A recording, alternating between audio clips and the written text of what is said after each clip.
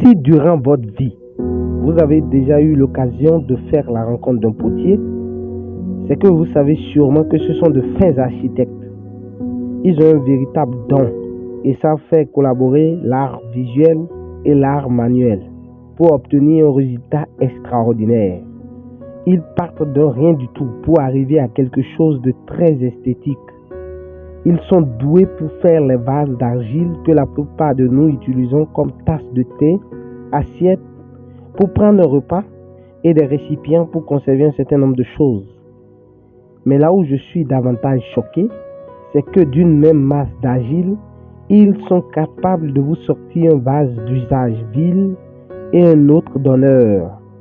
Ceci est vraiment très impressionnant.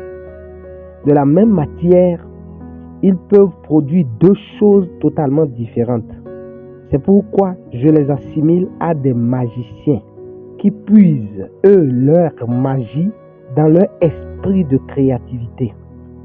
Donc, en gros, ils sont capables de vous produire un vase avec lequel vous pouvez servir à manger à un président et en même temps un autre pour nourrir un pauvre cultivateur dans l'endroit le plus reculé du monde avec une même matière. Ce sont des industries vivantes. C'est impressionnant. La Bible, pour certifier cela, affirme dans Romains 9, verset 21, « Le potier n'est-il pas le maître de l'argile pour en faire avec la même masse un vase d'honneur et un vase d'âge vil ?» Il ne s'agit pas là d'une falsification du vase d'honneur pour obtenir le vase d'usage vil. Non, il est plutôt question de l'expression du génie du potier lui-même. Faire un vase d'usage vil et un autre d'honneur avec la même argile. Ainsi, c'est le potier qui décide lequel des vases sera d'un usage d'honneur et lequel sera d'un usage vil. Et par conséquent, le vase d'honneur n'a donc pas plus de valeur que le vase d'usage vil, puisqu'ils viennent de la même matière. D'ailleurs, chacun d'eux a un usage et une utilité différente. Donc ce n'est pas bien de penser que le vase d'honneur a plus de valeur que le vase d'usage vil. On ne peut comparer deux éléments que lorsqu'ils fonctionnent de la même manière ou sont inscrits dans le même registre. C'est aussi la raison pour laquelle les amoureux du ballon rond n'arrivent pas à départager Messi et Cristiano Ronaldo lors des débats télévisés, car les deux jouent dans deux registres différents. Leur comparaison est donc inutile. Mais la comparaison, c'est le propre des humains. Et c'est la même pensée que nous, chrétiens, avions adoptée aujourd'hui. Nous passons notre temps à attacher notre valeur au fait que nous servons pour une plus grande cause que les autres. Nous pensons que nous sommes plus importants que les autres parce que nous collaborons avec les grands, alors que cela est totalement faux. D'autres, par contre, passent leur temps à se lamenter parce qu'ils ne sont pas mis en lumière et ne sont pas sous l'effet des projecteurs. Mais c'est complètement absurde.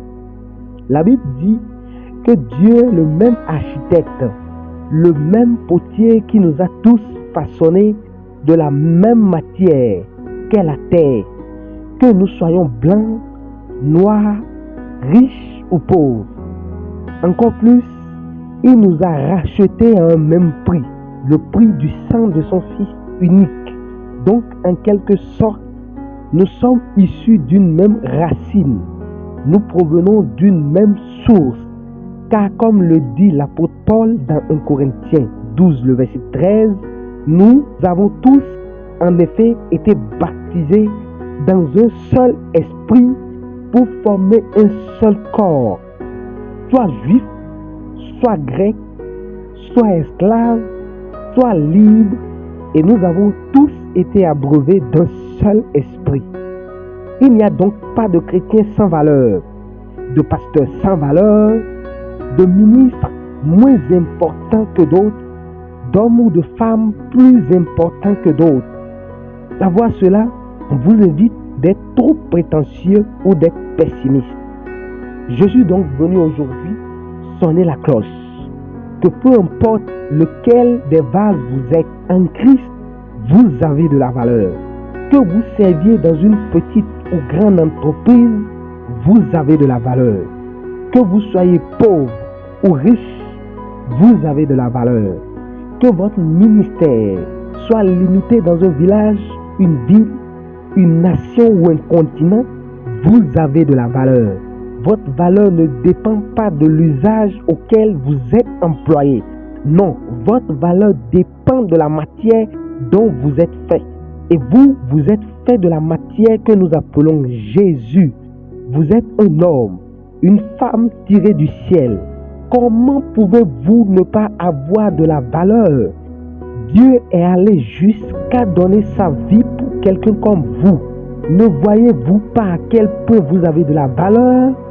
Arrêtez donc de pleurnicher et continuez de faire ce que vous savez si bien faire et pour lequel Dieu vous a suscité sur la terre des vivants.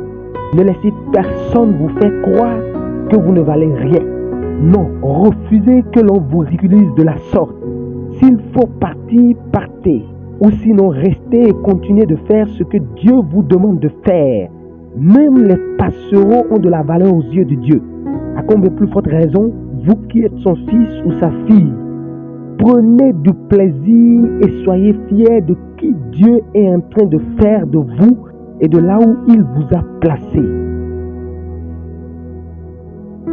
Si le message te concerne, écris en commentaire ce qui suit. En Christ, que je sois pauvre, riche, blanc, noir, esclave ou libre, j'ai de la valeur. J'ai de la valeur.